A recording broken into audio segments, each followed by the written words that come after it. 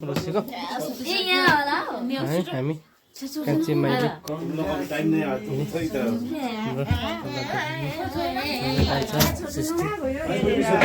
सिस्तीको बहिनी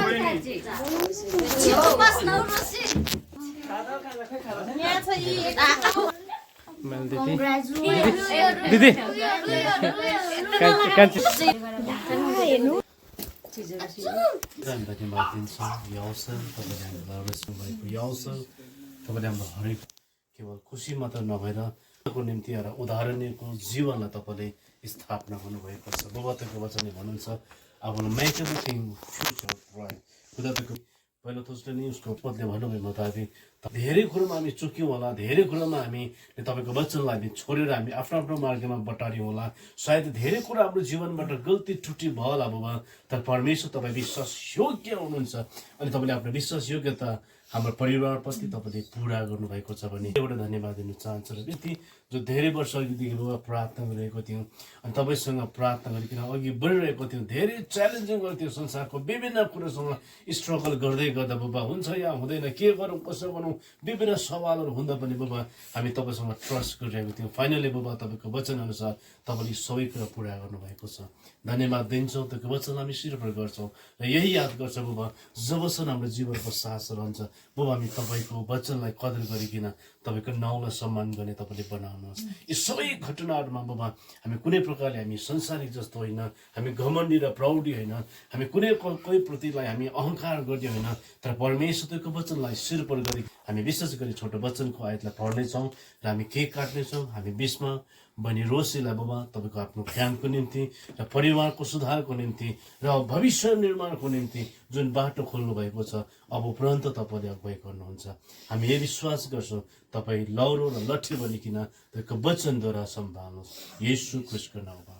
आमेन त्यसलाई राम्ररी पालन गर किनभने त्यो तेरो जीवन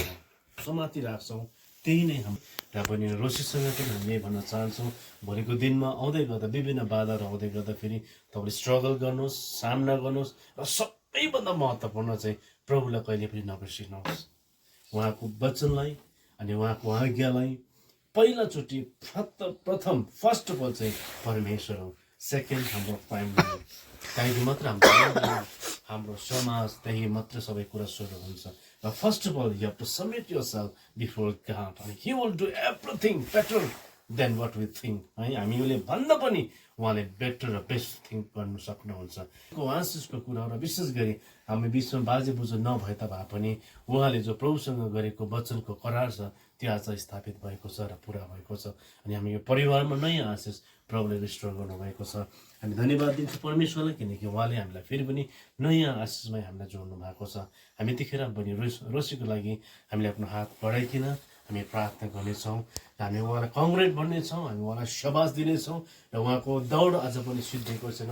सुरुवात हुन गएको छ योसुलाई परमेश्वरले भन्नुहुन्छ हे योसु तेरो हृदयलाई तेरो मनलाई त कमजोरी नबना त बलियो र खुबै साहसी हो किनकि जुन व्यवस्था मैले मोसाको साथमा मैले मोसालाई दिएको थिएँ जसरी म मोसाको साथमा रहेँ त्यसरी म तँसँग पनि रहनेछु भनेर परमेश्वरले योसुलाई भन्नुभयो त्यसरी नै अब उपरान्त परिवारको आफ्नो हातमा हामी बढाउनेछौँ र प्रार्थना गर्छौँ बाबा हामी तपाईँलाई धन्यवाद दिन्छौँ पिता हाम्रो टुटेको परिवारलाई तपाईँले जोड्नु भयो हाम्रो भतिको स्थितिलाई बाबा तपाईँले फेरि पनि सम्हाल्नु भयो अनि हाम्रो हृदयको सबै तहस भएको कुरालाई तपाईँले रिकन्स्ट्रक्सन गर्नुभएको it's a blessed moment for us खुदा जे हाम्रो निम्ति आशिषको सुरुवात भएको छ फेरि पनि फेब्रुअरी महिनादेखि बाबा जुन आफ्नो टार्गेटमा जानु छ खुदा हामी यही प्रार्थना गर्छौँ परमेश्वर जस्तो तपाईँ आफ्नो दास मोसासँग रहनुभयो योसुको साथमा रहनुभयो दाउदको साथमा रहनुभयो त्यसरी नै बाबा आफ्नो छोरीको साथमा पनि तपाईँ रहनुहोस् खुदा अनि बाबा तपाईँले दया अनि मद्दत गर्नुहोस् धन्यवाद दिन्छु परमेश्वर अब तुरन्त आफ्नो छोरीको जीवनको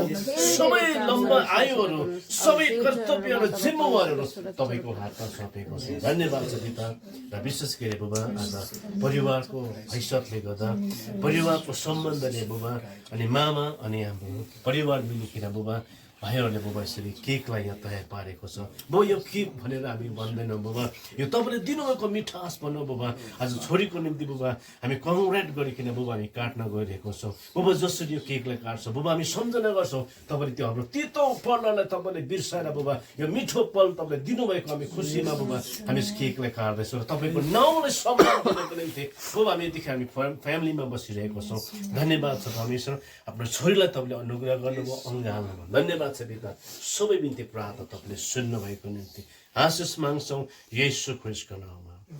आमेन ओके